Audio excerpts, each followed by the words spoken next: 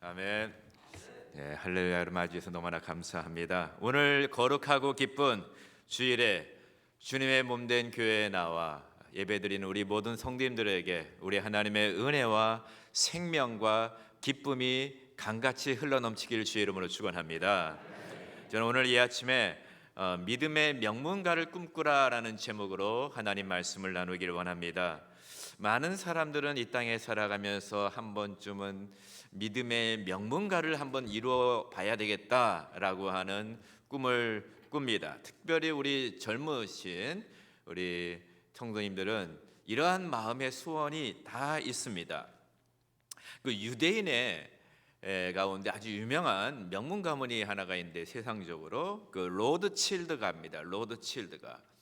이 가문은 18세기에서부터 250년 동안에 걸쳐 전 세계의 금융시장을 쥐락펴락한 엄청난 가문이죠.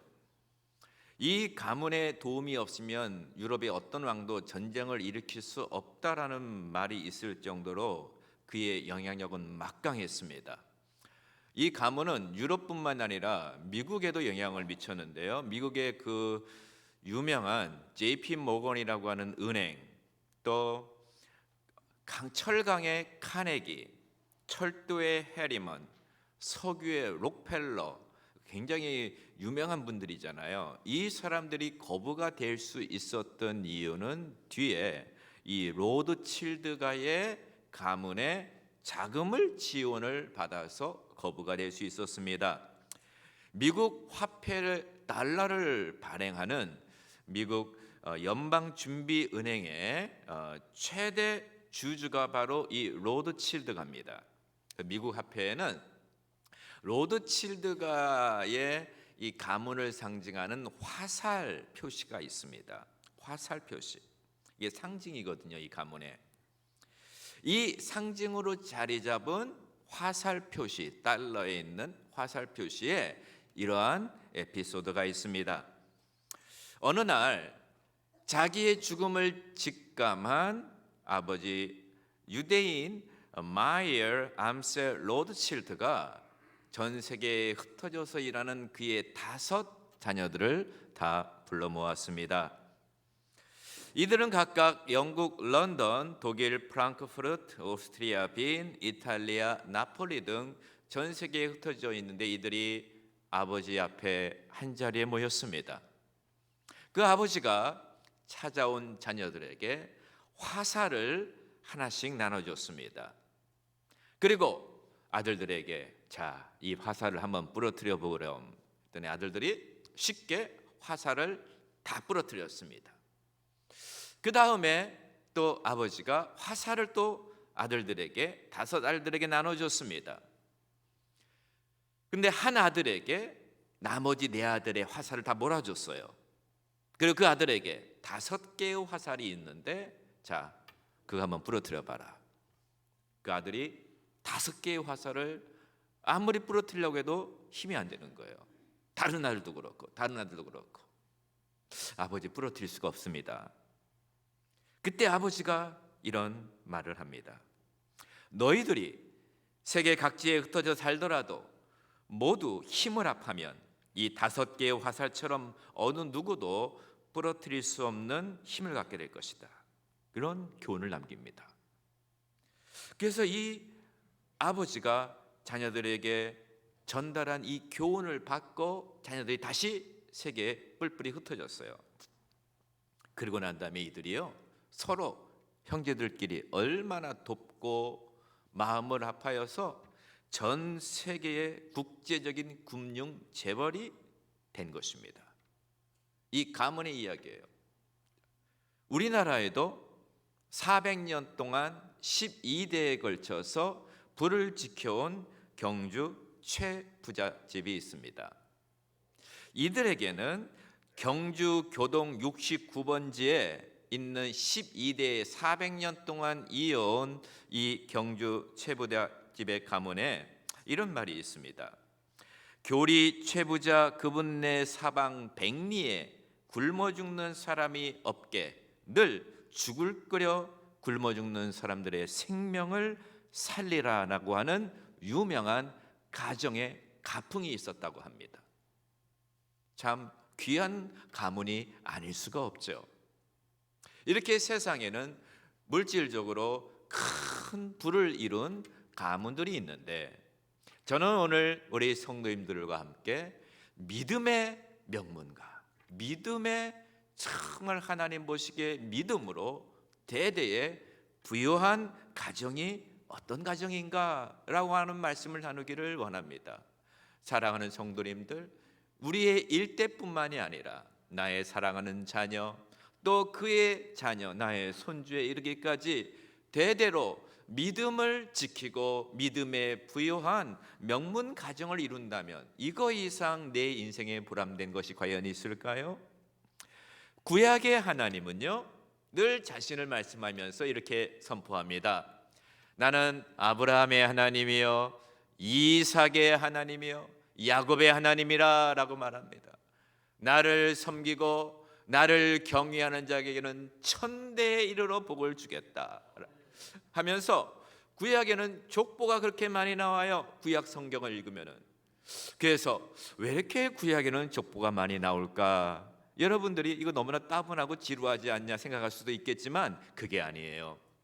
하나님은 그 당대의 사람뿐만 아니라 그 후손들, 그 자녀들에게 여러분보다 더 관심이 많은 분이 하나님이세요. 그 하나님은 여러분의 자녀가 믿음으로 견고하게 서고 여러분의 가정들이 믿음의 명문 가정을 이루고 대대손손 하나님의 언약의 맥을 이어가는 가문이 되기를 누구보다도 원하셨기 때문에 구약을 기록할 때는 주님이 반드시 그 한 사람을 말하면 족보를 소개하는 거예요. 오늘 본문에는 하나님께서 우리에게 두 개의 가문을 소개해 주고 있습니다. 이를 상반적으로 상반된 가문인데 저희들에게 보여주면서 오늘 귀한 우리들에게 교훈을 주고 있는데요. 한 가문이 어떤 가문이냐면은 일반 레위 제사장 가문입니다. 자, 배경은 이렇습니다. 에스겔 선지자는요, 제사장 가문의 아들이에요.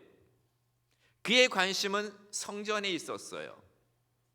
근데 에스겔 선지자는 이스라엘 백성들이 하나님께 불순종하여 그들과 함께 제2차 포로로 끌려 바벨론에 가 있는 상태입니다.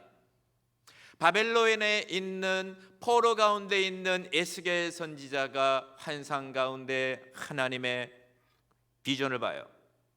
그러면서 에스겔서 초반부에는 이스라엘 백성들이 왜 포로로 끌려갔는가를 하나님께서 환상 가운데 다 보여주세요. 성전을 중심으로. 그리고 40장 이후로부터는 그래도 자비의 하나님, 은혜로우신 하나님께서 이스라엘 백성들을 회복시켜 주시겠다라고 하는 소망의 메시지를 주시는 거예요. 그러면서 이 첫 번째는 이들이 왜 포로로 끌려갔을까를 소개하고, 후반부에는 이들이 그럼에도 불구하고 회복되겠다라고 하는 메시지를 선포하면서 두 개의 가문을 소개하고 있는 것입니다. 일반 제사장 가문은 어떤 가문이었는가? 이들은요, 레위 제사장, 일반 제사장은 원래 이들의 주신 사명이 있었어요. 이들의 사명이 뭐냐? 하나님의 백성들에게 주의 말씀을 가르치고 주님을 잘 경외할 수 있도록, 하나님께 예배를 잘 드릴 수 있도록 이들에게 본을 보이며 백성을 이끌어야 됐는데, 이게 웬일입니까? 주전 586년 7년 어간에 오히려 백성들이 이 하나님을 떠나고 있을 때 레위 제사장 가문의 사람들도 덩달아 하나님을 떠난 거예요. 마치 사무엘의 시대에 있었던 엘리 제사장의 두 홈니와 비느하스처럼 말입니다. 하나님 보시기에 너무나 가슴이 아팠어요. 아니, 내가 세운 제사장인데 나의 백성들이 비록 이들이 하나님을 떠나 우상을 섬기다 할지라도 이들이 앞장서서 하나님을 섬기자고 권면해야 될 것이 아닌가. 그런데 도리어 이들이 하나님을 떠나고 있는 것이에요. 너무나 하나님이 가슴이 아팠습니다. 그럼에도 불구하고 우리 하나님은 참 은혜롭고 자비롭고 참 사랑이 많으신 분이에요. 그래서 하나님이 자신의 백성들을 회복시키실 때, 그래, 일반 레위 제사장 가문들이 사명을 못 감당하고 하나님을 떠났지만 그럼에도 불구하고 내가 이들을 회복시켜 주겠다라고 약속을 주세요.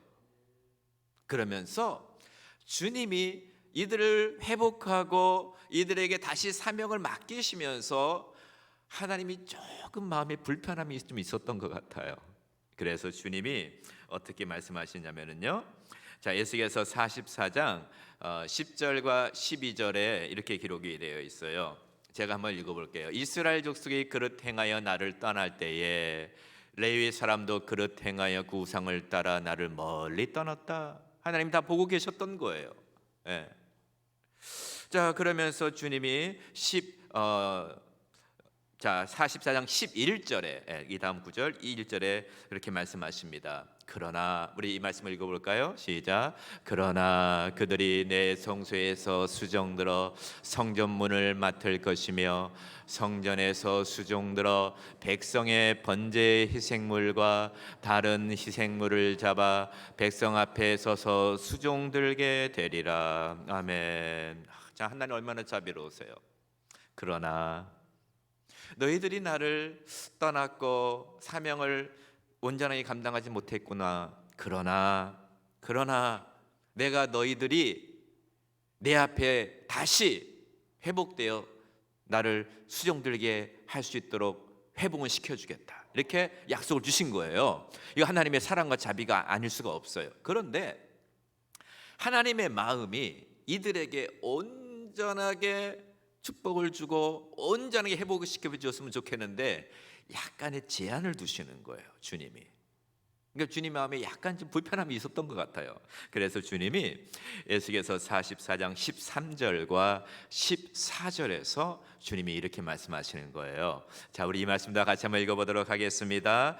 그들이 내게 가까이 나와 제사장의 직분을 행하지 못하며 또 내 성물 곧 지성물에 가까이 오지 못하리니 그들이 자기의 수치와 그 행한 바 가증한 일을 담당하리라.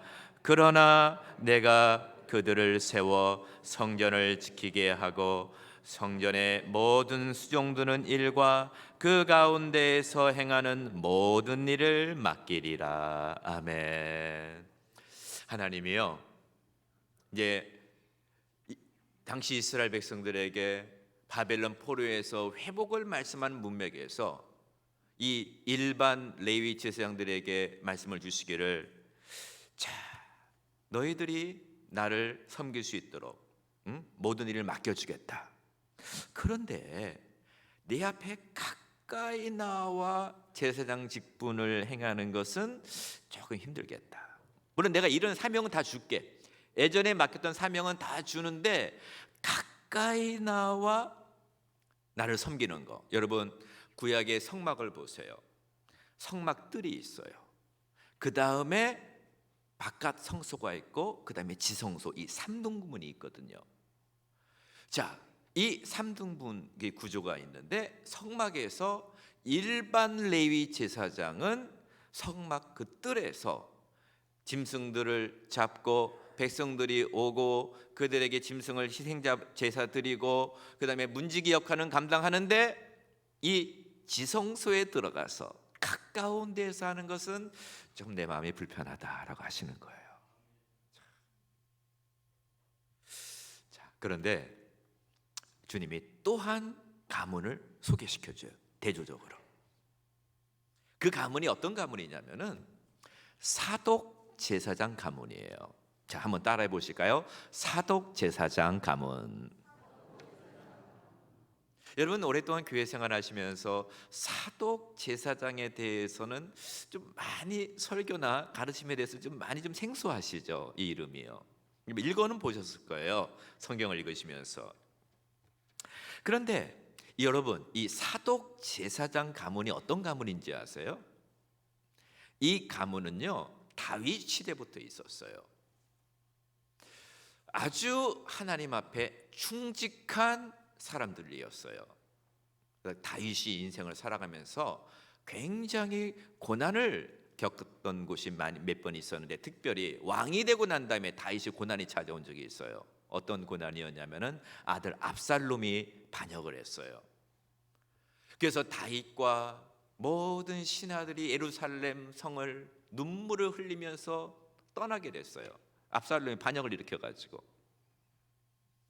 그때에 사독 제사장 가문의 사람들이 다윗 곁에서 끝까지 그를 지켜주는 거예요. 그리고 그 언약궤를 메어다가 다시 예루살렘으로 갖다 놓고 다윗을 옆에서 위로해 주면서 그래도 우리 하나님을 포기하거나 하나님을 원망하면 안 됩니다 하고 다윗 옆에서 그를 붙들어 줬어요. 그뿐만이 아니에요. 다윗이 나이가 들었어요. 이제 자기의 후계자를 세워야 돼요. 후계자를 세우고 다시 힘이 다 빠졌어요. 백발이에요.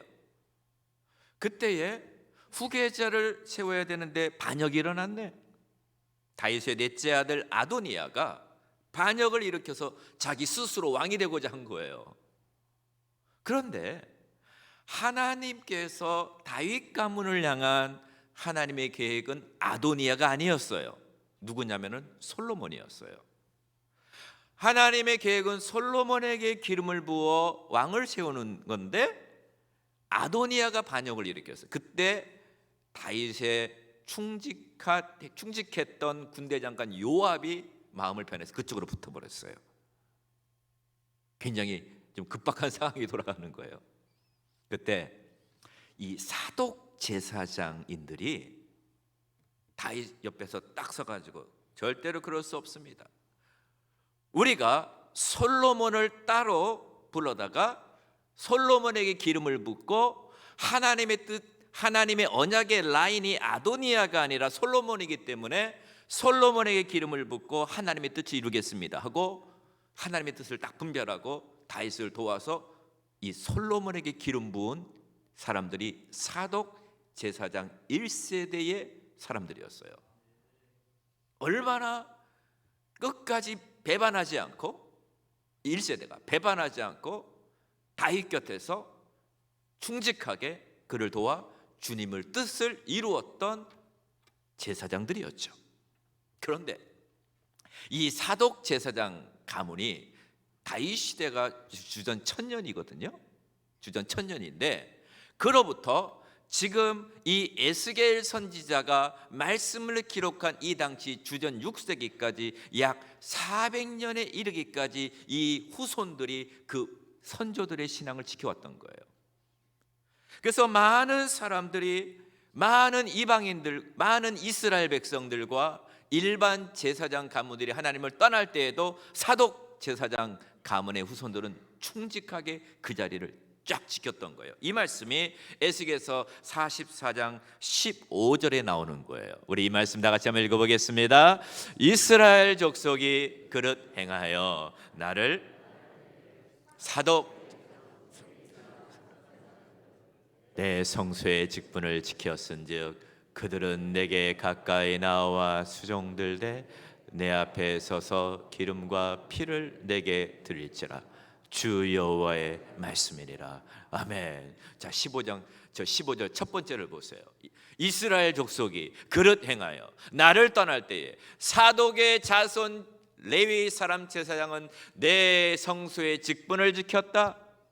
이게 뭔 말이에요? 사명을 끝까지 붙들었다. 그들의 자리를 지켰다. 배반하지 않았다. 그들이 타락하지 않았다. 인정을 해주시는 거예요. 이거 얼마나 큰 겁니까, 여러분? 400년 이전에 1세대 선조들의 믿음이 400년 이후에 사독 제사장 가문의 자녀들에게 전달이 되고 믿음을 지켜서 주님이 여기에 뭘 먹었다? 한마디로 감동을 먹으신 거예요. 이야, 대단하다. 대단해. 어떻게 너희들의 선조들의 믿음을 400년이 지난 이 후손들이 가지고 있고 이 모든 제사장들이 다 레위 사람들이 하나님을 떠나는데도 어찌 너희들만은 이 충직한 믿음 이걸 지켰느냐? 하나님이요 감동을 하신 거예요. 감동을. 그래서 주님이 너무나 기쁘셔가지고 아까 제가 말씀드린 이스라엘 백성들이 바벨론 포로에서 끌려갔다가 돌아올 때 회복의 메시지를 전파하는데, 회복의 축복, 회복의 은혜를 막 하나님이 예수계의 입을 통하여 막 선포하시는데, 사독 제사장 가문의 자녀들에게 주님이 엄청난 약속을 해주시는 거예요. 아까 그랬죠. 일반 제사장 레위 사람들의 가문, 그 사람들에게는 제한을 뒀어요. 나를 섬길 수 있어, 내가 회복시켜 줄게. 그런데 여기까지, 지성소에 들어와 내 가까운 데서 나를 섬기는 것은 내가 좀 불편하다. 그런데 사독 제사장 가문에 대해서는 주님이 어떻게 말씀하시냐면요, 다시 한번 에스겔서 44장 15절 16절에 15절 16절에 우리 다시 한번 읽어보도록 하겠습니다. 시작. 이스라엘 족속이 그릇 행하여 나를 떠날 때에 사독의 자손 레위 사람 제사장들은 내 성소의 직분을 지켰은즉 그들은 내게 가까이 나와 수종을 들되 내 앞에 서서 기름과 피를 내게 드릴지니라. 주 여호와의 말씀이니라. 그들이 내 성소에 들어오며 또 내 상에 가까이 나와 내게 수종들어 내가 맡긴 직분을 지키되. 아멘. 사독제사장 가문은요, 언제 어디서나 하나님 앞에 왔다 갔다 그의 임재에 들어올 수 있도록, 그 지성소에 들어올 수 있도록, 하나님의 임재의 깊은 곳에 들어올 수 있도록 이들에게는 주님이 허락을 해주시는 거예요. 이들은 내 이너서클, 나의 핵심적인 측근이다.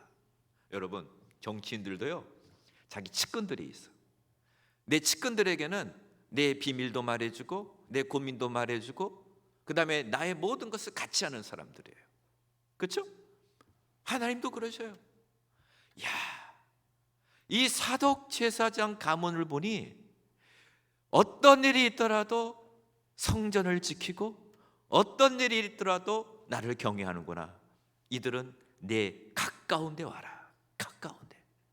가까운 데. 여러분, 옛날에 왕이 식사할 때 아무나 같이 식사합니까? 가까운 측근들과 같이 식사해요. 그래서 하나님께서 사독 제사장 가문을 가까운 데 와라, 이건 뭘 말씀합니까? 언제든지 내 은혜 속에서 이들이 살 수 있도록 하나님의 은혜를 아끼지 않겠다는 것이에요. 여러분, 질문을 해보겠습니다. 하나님이 차별을 하시는 하나님일까요? 아닐까요?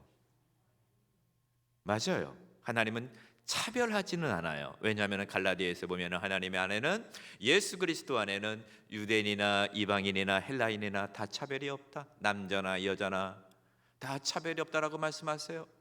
그런데 하나님께서는요, 구분은 하세요. 달란트 비율을 보세요. 5달란트, 2달란트, 1달란트. 나중에 주님이 결산할 때 구분하시잖아요. 때로는 우리가 하나님을 섬길 때에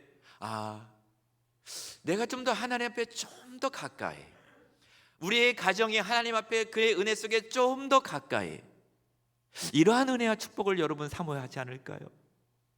여러분, 사독 제사장 가문처럼 저는 우리 성도님들의 모든 가정과 가문에 하나님의 은혜가 늘 머물고 하나님의 은혜 안에서 기쁘고 성령 충만하며 하나님의 은혜와 축복 가운데 그 하나님의 임재 깊은 곳에 머무는 가정들이 바로 여러분의 가정이 되길 주의 이름으로 축원합니다. 우리 이런 꿈을 한번 꿔봅시다. 사독 제사장 가문 같은 우리의 가정이 그러한 가문에 한번 돼보리라. 여러분, 그런 꿈 꾸는 거 얼마나 행복합니까? 그 하나님이요, 두 번째로 사독 제사장 가문에게 어떤 축복을 주셨냐면요, 이스라엘 백성들이 본토로 돌아왔을 때에 거룩한 땅을 회복할 때 땅에 아주 요지를 주겠다라고 하는 약속을 주시는 거예요. 네, 자, 자막에도 좀 띄워주세요. 거룩한 땅의 요지의 땅을 분배받는 하나님께서 은혜와 축복을 주시는데요. 자, 에스겔서 48장이에요. 에스겔서 48장 10절과 11절인데 좀 길기 때문에 11절 말씀만 한번 읽어보도록 하겠습니다. 11절입니다. 다 같이 읽어보겠습니다. 이 땅을 사독의 자손 중에서 거룩하게 구별한 제사장에게 돌릴지어다. 그들은 직분을 지키고 이스라엘 족속이 그릇될 때에 레위 사람이 그릇된 것처럼 그릇되지 아니하였느니라. 아멘. 여기에서요, 하나님께서 이 땅을 사독 자손 중 거룩한 구별된 자들에게 주겠다고 하는데, 이거 한번 그림으로 한번 볼까요? 자, 하나님께서 에스겔서 48장을 여러분들이 성경 통독하시면서 읽으실 때 좀 어려워요. 그런데 이걸 그림화시키면은, 자, 저 모습이요, 지금 이스라엘 땅의 모습이에요. 에스겔서 48장대로 보면은 저 맨 위에서부터 주님이 한 지파씩 다 분배를 해줘요. 그래서 북쪽에 유다 지파, 루벤, 에브라임, 므낫세, 납달리, 아셀 단지파 위에서부터 12지파에게 다 분배를 해줍니다. 이제 본토에서 돌아올 때에. 그런데 저 중앙에, 저기 가운데 사해바다 옆에 중앙에 네모난 박스 쳐져 있는 곳이 있는데, 이곳에 뭐가 세워질 거냐면은 하나님의 성전이 세워진다는 거예요.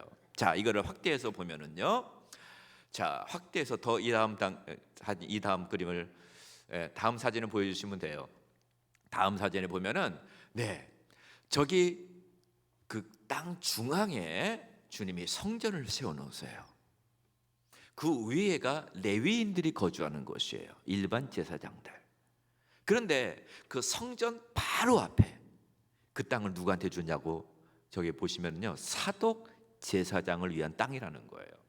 사독 제사장. 저기 뭘 말씀합니까? 하나님의 가장 가까운 데에서 하나님을 섬길 수 있는 그 종말론적인 예루살렘 땅이 회복될 때 가장 가까운 요지에 사독 제사장들을 세우겠다는 거예요. 거기에 살게 해주겠다는 거예요. 그러니까 쉽게 말하면, 저희가 천국에 가면은 주님이 자신을 섬기고 충성된 자를 자신의 가장 가까운 데에서, 물론 하나님의 임재가 다 있지만 거기에서 주님을 배우고 주님을 섬길 수 있는 은혜를 주시겠다는 것이에요. 여러분, 저희들의 인생에 있어서 가장 중요한 게 뭘까요? 물론 우리가 돈도 많이 벌고 우리 자녀들이 좋은 대학에 들어가고 또 좋은 직장을 얻어서 훌륭한 사람 되는 거 아주 중요하죠. 이 시대에 리더가 되는 거 아주 중요합니다. 통일한국 시대에 우리 자녀들 다 리더가 돼야 돼요. 저도 그런 꿈을 가지고 하나님께 기도하고 있습니다. 근데 그 모든 것보다 가장 중요한 게 뭐냐? 우리의 사랑하는 자녀들이 이 어머니, 아버지, 할아버지, 할머니의 믿음을 받고 우리의 자녀들도 그 믿음으로 주님을 섬기면서 하나님의 은혜 안에서 주님을 예배하고 하나님의 은혜 안에서 성령 충만함을 살고 하나님의 은혜 안에서 주님이 눈동자처럼 지켜주면서 그 보호하심에 자라는 거, 이거 이상 큰 축복이 있지 않을까요? 여러분, 이 축복이 우리들에게, 우리 자녀들에게 임해야 될 가장 소중한 축복인 줄 믿습니다. 이 은혜를 받아야 돼요. 이 은혜를. 네, 여러분, 제가 이건 교회사적으로 보면은요, 사독 제사장 가문이 바벨론 포로에서 돌아와서 그 성전에서 하나님을 섬겼을 뿐만 아니라 이 가문이 언제까지 지속이 됐냐면, 예수님께서 이 땅에 오시기 전에 중간기라는 시기가 있어요. 마카비 시대가. 그때까지 400년 동안 사독 제사장 가문이 그 자리에서 하나님을 섬길 수 있는 은혜를 받았어요. 그러니까 이걸 계산해 보면은 1000년의 기간이에요. 1000년의 기간. 한 가문이요, 어떤 가문은 세워지기도 하고 시대가 지나면 가문이 사라지기도 하거든요. 그런데 사독 제사장 가문은 1000년의 역사를 가지고 주님을 섬기는 이 엄청난 은혜와 대대로 가문의 축복을 받은 거예요. 교회사 안에서 이런 축복의 롤 모델이 하나가 있습니다. 엘리자베스 디 다트라고 하는 분이 Marriage to a Difficult Man이라고 하는 책을 썼어요. 자, 이 사진 한번 보여주시면은 아주 어려운 사람과의 결혼, 굉장히 오래된 책이에요. 이 책에서 이게 한 연구서거든요. 연구서. 그래서 역사에 있어서 맥스 주크라고 하는 사람과 조나단 에드워즈라고 하는 두 사람의 가문을 5대 6대에 걸쳐서 비교를 해가지고 딱 소개된 책이에요. 이게 미국에서 나온 책인데요. 맥스 주크라고 하는 사람 가문, 그냥 간단히 넘어갈게요. 여긴 주님을 섬기지도 않았어요. 믿음으로 살지도 않았고 그냥 자기 쾌락에 만족해서 그냥 자기 쾌락 따라 살고 또 남에게 이렇게 좀 남을 해하는 일을 너무 많이 했어요. 이 사람의 가문의 5대 손을 다 비교해 보니까는 이 안에는 너무나 가슴 아픈 후손들이 너무 많이 나왔어요. 범죄자, 또 살인자, 절도범 너무 많이 나왔어요. 그런데 이 책에 관심을 갖는 인물이 누구냐면은 조나단 에드워즈라고 하는 인물이에요. 우리 총신대에서도 외국에서 박사학위 받고 들어오시는 조직신학 교수님, 교회사 교수님들의 논문을 보면은 이 조나단 에드워즈라고 하는 이분의 삶, 이분의 신학을 거의 다 연구해서 들어오시거든요. 그만큼 유명하신 분이에요. 이분이 미국의 유명한 아이비리그의 그 프린스턴 대학 있는데 거기에 창립자고 예일 대학교에서도 총장을 지냈던 진짜 아주 훌륭하신 분이죠. 이분이 결혼을 해서 아들 3명을 낳았어요. 딸이 8명. 근데 좀 일찍 돌아가셨어요. 왜냐하면 워낙 주님의 일을 많이 하고 아침에 새벽 4시에 일어나면 하나님께 기도하시고 13시간 동안은 말씀 연구하고 그렇게 그다음에 인디안들 선교하러 가시고 그 주님의 일을 얼마나 열심히 하는 목사님인지 몰라요. 그래서 이분이 미국의 대각성 운동의 주인공이에요. 예일 대학교에는 이분만을 기념하는 그 관이 있어요. 그래서 제가 미국에 갈 때 그 예일 대학교 커넥티컷에 있는데 커넥티컷에 이분의 사는 거처가 있거든요. 그리고 예일 대학교 안에 그 이분의 기념을 하는 엄청난 책들이 많아요. 이분의 5대 손들을 다 연구를 해본 거예요.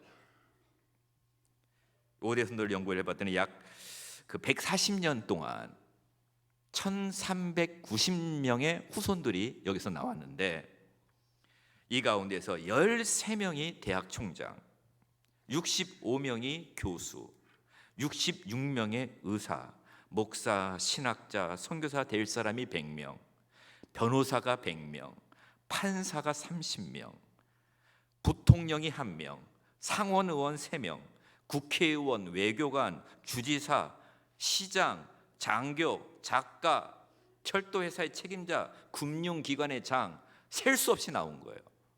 그래서 이 책에서 이거 어떻게 이렇게 나오냐? 동일한 사람인데, 동일한 조건인데 차이가 뭐냐? 조나단 에드워즈는 전심으로 하나님을 섬겼어요. 그의 후손들도 하나님을 섬기는 일에 최선을 다한 것이에요.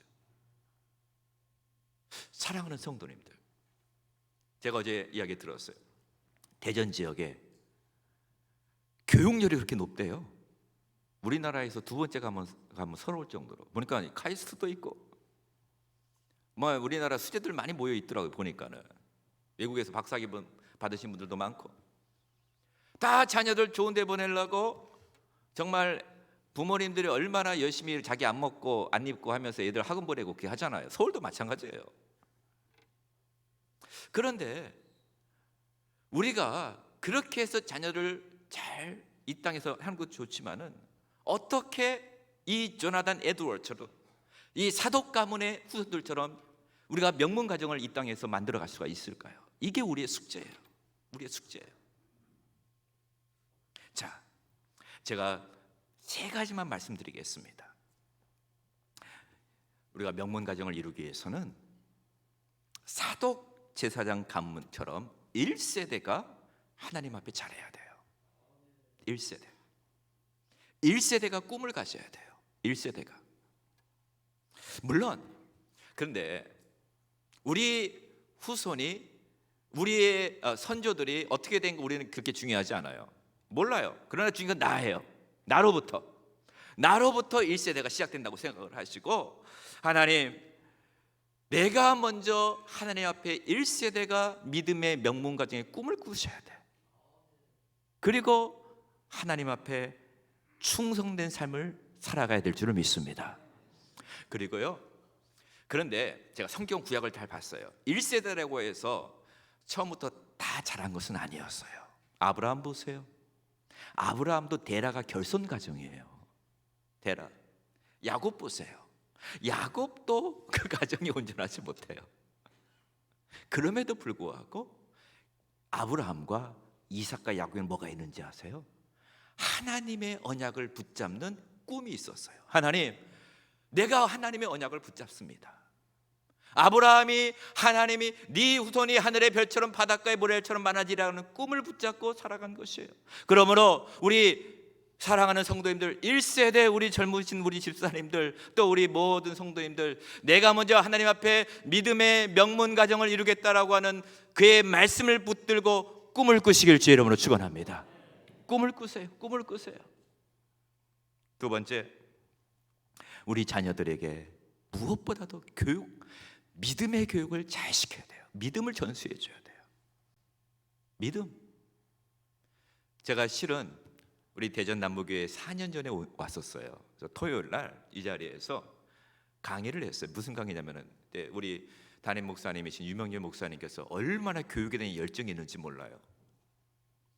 저는 개교회가 전체 개교회 담임 목사님이 전체 커리큘럼에 대해서 이렇게 관심을 갖고 교회 자녀들을 위해서, 그리고 이걸 어떻게 자녀들에게 효과적으로 가르칠 수 있을까 이렇게 고민한 적 처음 봤어요.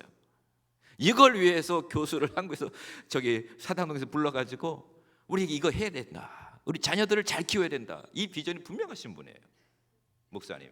물론 우리 사모님도 이 교육의 사업에 얼마나 이렇게 헌신적으로 일하십니까?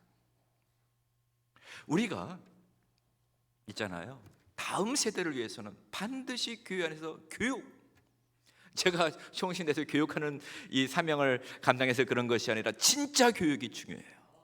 우리 자녀들에게 믿음의 교육, 신앙교육, 말씀 교육을 우리 대전 남부교회가 진짜 올인을 해가지고 우리 담임 목사님을 도와서 정말 우리 다음 세대를 키우는 일에 우리 최선을 다하시길 주의 이름으로 축원합니다. 가정에서도 자녀들에게 말씀을 가르치고, 교회에서도 하나님의 말씀을 가르치고, 그래서 대대손손 하나님의 믿음의 가정을 이루시길 주의 이름으로 축원합니다. 마지막으로 하나가 뭐냐면은 이게 중요한데요, 믿음의 명문 가정을 이루기 위해서는 부모님들이 씨앗을 뿌려야 돼요. 눈물로 뿌려야 돼요. 눈물로. 어떤 씨앗? 기도의 씨앗을 뿌려야 돼요. 눈물의 기도로 씨앗을 뿌려야 되고, 물질로도 심어야 돼요. 하나님 앞에 자녀를 위해서 심어야 돼요. 자녀를 위해서 심지 않고는 안 돼요. 저도 어머니께서 저를 여기까지 키우시기 위해서 새벽 예배 교회 문 열기 전에 오셔가지고 문구리를 잡고 기도하시고, 아침 저녁으로 가정 예배 드리시면서 기도를 하신 눈물의 씨앗이 있었기 때문에 올 수가 있었어요. 우리 사랑하는 성도님들, 저는 우리 대전 남부교회가 올해 69년이라는 소리를 들었어요. 이야, 진짜 제가 보기에 이 자리에 사독 제사장 가문 같은 가문들이 많이 있어요. 아멘.